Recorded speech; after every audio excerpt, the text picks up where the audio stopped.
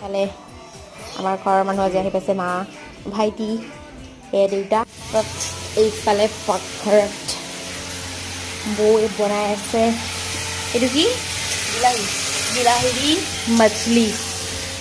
আমাৰ এইফালে বিহুৰ প্ৰিপেৰেশ্যন চলি আছে, এইফালে কাপোৰ মেলি দিয়া আছে, আৰু এইফালে মাহ ফ্ৰাই বিহু।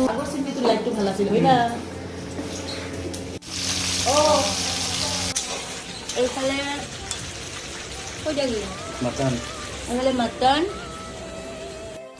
মা ভাইটিহঁতে বিহু বুলি আমাৰ ঘৰলৈ আহিছিলে আৰু ভাত সাজ দিলোঁ, আৰু যিহেতু এদিনৰ কাৰণে আহিছে, আহি পিনে ঘূৰিও যাব। একেলগে ভাত সাজ খোৱাৰ পাছত মাহঁতক থ'বৰ কাৰণে ষ্টেচনলৈ আহিলোঁ।